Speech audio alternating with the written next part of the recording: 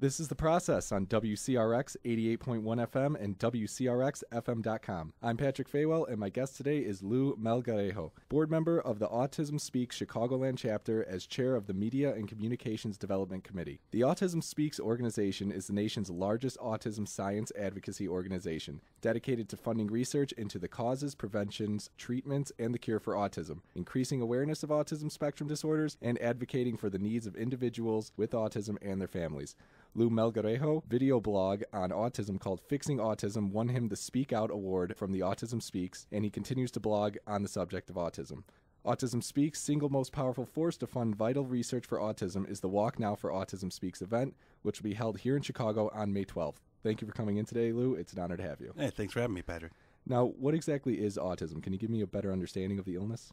Autism spectrum disorder, it's basically a mental disorder which usually presents itself in a variety of different ways. Sometimes it's communicative in nature. Sometimes it's a socialization issue. Sometimes it's a combination. And the important thing to remember about autism is that it is a spectrum disorder. So there are some people who are high functioning, who have very minimal signs of having autism, and then there are other kids or adults who are severely affected that you can tell right away that there's something, that's not quote-unquote normal with them. Yeah. How many children are born with autism each year? Like, what are the statistics? Well, the stats were just unfortunately revised here recently by the CDC. Okay. The old school was 1 in 110, but now CDC just released a report that shows that 1 in 88 children are now being diagnosed with some form of autism spectrum disorder. Are there ways of telling that someone's child is suffering from autism early in life, such as signs when they're really young? Yeah, and it's actually very important that parents are aware. You may not think to even look, or you may not even realize that these are issues, but some of the really early warning signs of autism spectrum disorder are things like a lack of eye contact, sensitivity to touch, failure to recognize name. Sometimes it's a delay in walking, crawling, things like that nature. So you have to, as a parent, particularly if it's your first child, you have to really be, on top of that stuff, because early intervention is the key. The sooner that you can diagnose the problem and recognize the problem, the quicker that you can get them into early intervention, and the greater their potential is the greater it is that the greater chance they'll have to reach their full potential. Yeah. And how do you treat someone with an autism spectrum disorder? Well, there are a variety of different ways that people with autism get treated. There's speech therapies, developmental therapy, occupational therapy. There's ABA, applied behavioral analysis, that gets applied too. So there's a number of different ways that people go about tackling it. And it's actually a big debate in the autism community itself, because some people take a biomedical approach where they they have gluten-free, casein-free diets. And it even gets into what people think may cause autism, even though there is no set cause that we're aware of at this time.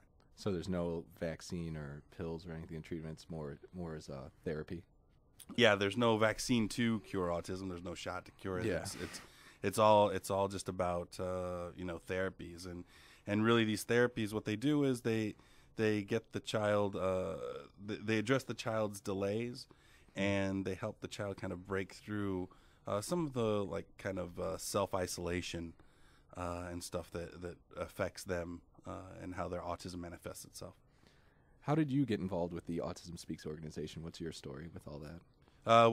My story is that it's coming up now. It actually marks coming up the 1 year anniversary for me kind of being involved.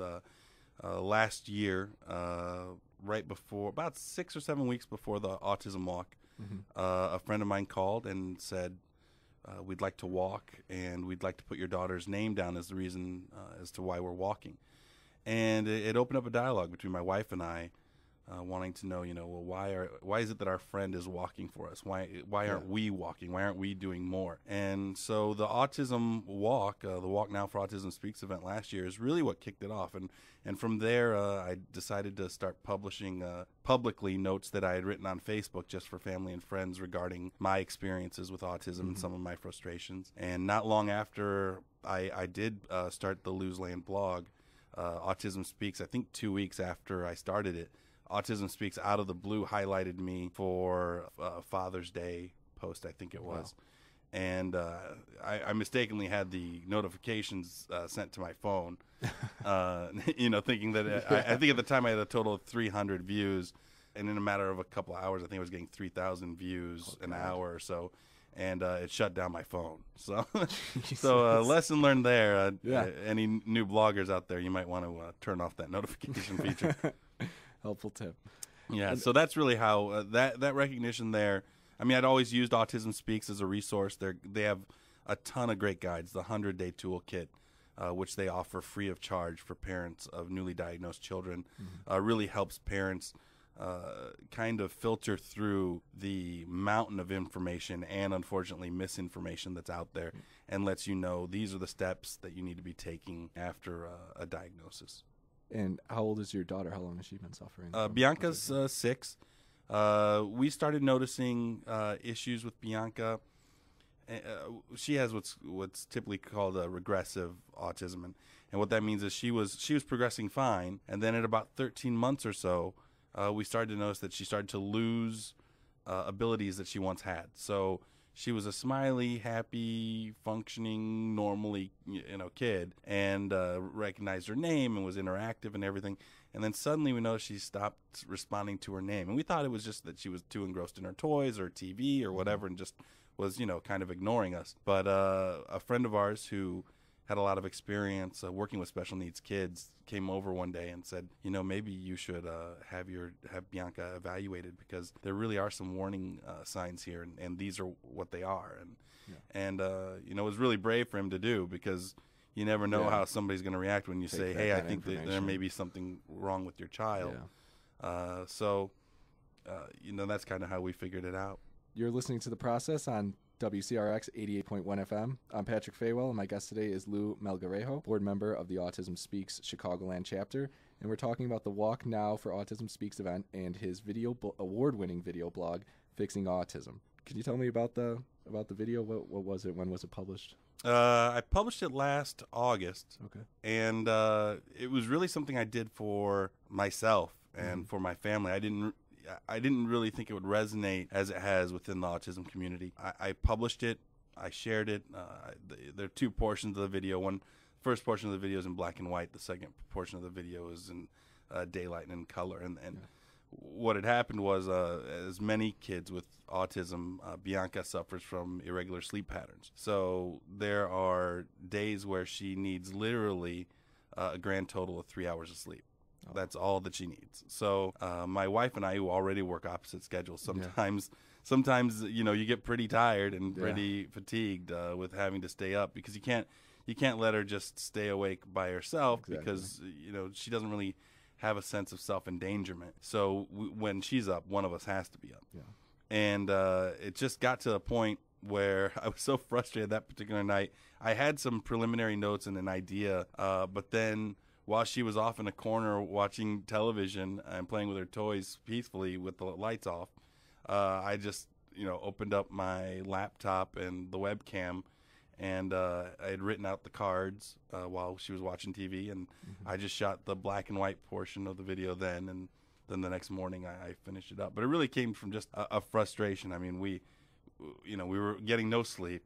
Yeah. Seemingly we were getting very little help, because Bianca, who is vocal but not verbal, meaning that she talks a lot of what's called echolalia, where she repeats phrases and stuff that she hears on TV or things that she hears you say frequently. She doesn't communicate a want or a need, or at that time she didn't. So she got denied for speech therapy because our insurance company said she wasn't making significant enough improvement. Which as a parent of a child with autism, when you hear that, really what you're hearing from the insurance company is she's not worth our financial investment. And that's a real punch in the stomach. You get pretty upset by that. And then there's a lack of sleep component and everything else. So, it really just all stems from a frustration and an anger. And that's how the video kind of came to be. I saw it. It was great. It was a great Thanks. video. And what exactly is the Walk Now for Autism event? The Walk Now for Autism event is it's really a remarkable event. It's a very positive, uplifting experience. I think that this year is the 9th annual Walk Now event here in Chicago, and it's held on May 12th at Soldier Field.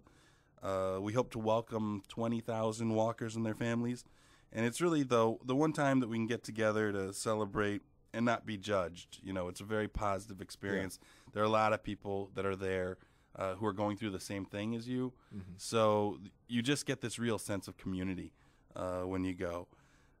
There's no fee to register, which is, you get access to a ton of great information, so and it's not really a certain amount of money you need to raise to walk. No, you don't have to raise a certain amount of money, and there's no fee to even register. You can register on Walk Day if you'd like. We were media partnered up with NBC5. Andy Avalos is going to be the MC. Stephen Holt and Daniela Guzman from NBC5 are also going to be there. We're going to have the Northwestern women's basketball team, a Stay Alive house and fire truck, a large petting zoo, which my daughter really loves, bouncy houses, which all the kids seem to really love. And like I said before, a lot of autism resources and information. And the part that I think is cool as a dad and a bit of a Star Wars nerd, the 501st Garrison is going to be there, and they have like realistic Star Wars outfits and uniforms and come dressed as stormtroopers, and they come in mass, and the kids love them and get a real kick out of them. And as a Star Wars kind of geek myself, I really enjoy them as well. Not just for the kids, right?